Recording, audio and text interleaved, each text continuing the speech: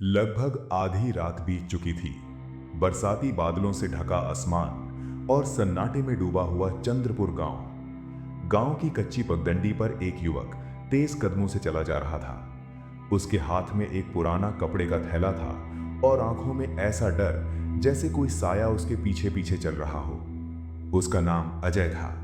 वो बार बार पीछे मुड़कर देख रहा था। हे ईश्वर, आज बचा लेना। उसके होंठ बुदबुदा रहे थे। जैसे ही वो गांव के पुराने नागकुंड के पास पहुंचा, उसके कदम अपने आप धीमे हो गए। उस कुएं के पास पहुंचते ही उसकी सांसें तेज हो गईं। पसीना उसकी गर्दन से बहने लगा। अजय ने मन ही मन कहा, आज नहीं, आज कुछ नहीं होगा। लेकिन तभी छन छन पायल की आवाज। उसकी रीढ़ में जैसे बिजली दौड़ गई। पैर वहीं जम गए। अचानक उसे अपने कंधे पर किसी के हाथ का स्पर्श महसूस हुआ। धीरे धीरे उसने पीछे मुड़कर देखा। उसके सामने लाल घूंघट ओढ़े एक औरत खड़ी थी।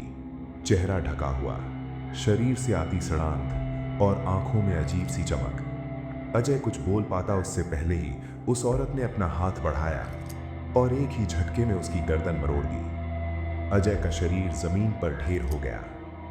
अगली सुबह कुएं के बाहर गांव वालों की भीड़ लग गई। ये छठी लाश है। कहा था ना, सूरज ढलने के बाद कुएं की तरफ मत जाना। ये कोई साधारण आत्मा नहीं है, ये आसरा देवी का प्रकोप है। गांव के बुजुर्ग हरदेव सिंह ने फैसला सुनाया। आज ही कुएं के पास आसरा देवी का स्थान बनेगा। रोज भोग लगेगा। रात को कोई वहां नहीं जाएगा। कुछ ही दिनों में कुएं के पास एक छोटा सा चबूतरा बना दिया गया। न कोई मूर्ति, न कोई तस्वीर, बस दिया, सिंदूर और भोग। लेकिन मौतें रुकी नहीं। 3 महीने बाद गहरी अंधेरी रात 2:30 बजे कुएं के पास काले कपड़ों में एक युवती बैठी थी। चेहरा काली शॉल से ढका हुआ, हाथ में एक पोटली। उसका नाम था अन्वेषा। उसने कुएं की मेड़ पर हल्दी कुमकुम चढ़ाया, फिर अपनी उंगली काट कर रक्त टपकाया, दीपक जलाया। अब बहुत हो चुका, तू अपना बदला ले चुकी है, अब शांत हो जा। हवा अचानक ठंडी हो गई। कुएं से सिसकियों की आवाज आई। एक छाया बाहर निकली। लाल घूंघट, सड़ा हुआ चेहरा, उल्टी पलटी सफेद आंखें। मुझे और चाहिए, मुझे अभी संतोष नहीं मिला। अन्वेषा कांप गई। जाओ और खत्म करो उन्हें। वो आत्मा गांव की ओर बढ़ गई। रात के ठीक 3 बजे सोहन के घर का दरवाजा खटका। इतनी रात कौन है? सोहन ने जैसे ही दरवाजा खोला, उसके सामने वही लाल घूंघट वाली औरत। घूंघट सरका, सोहन की चीख निकल गई। उसका चेहरा आधा नोच लिया गया, गर्दन मरोड़ दी गई। पूरा घर खून से भर गया। 13 दिन बाद सोहन का छोटा भाई दीपक भी उसी तरह मारा गया। 13 दिन बाद उसकी मां सरोज का शव आंगन में मिला। पूरा परिवार खत्म। गांव में दहशत फैल चुकी थी। भीड़ में खड़ी अन्वेषा के चेहरे पर डर था।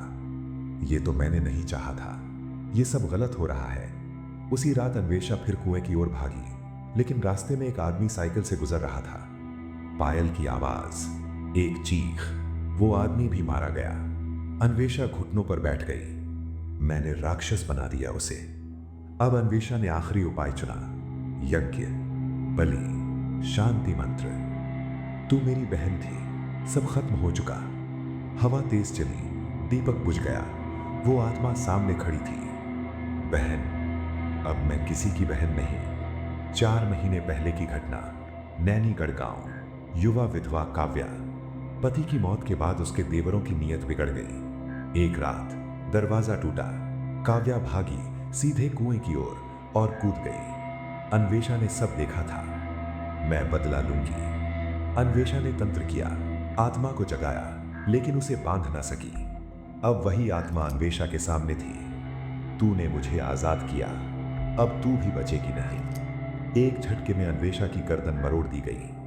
कहा जाता है, चंद्रपुर गांव आज वीरान है। नागकुंड आज भी वैसा ही है।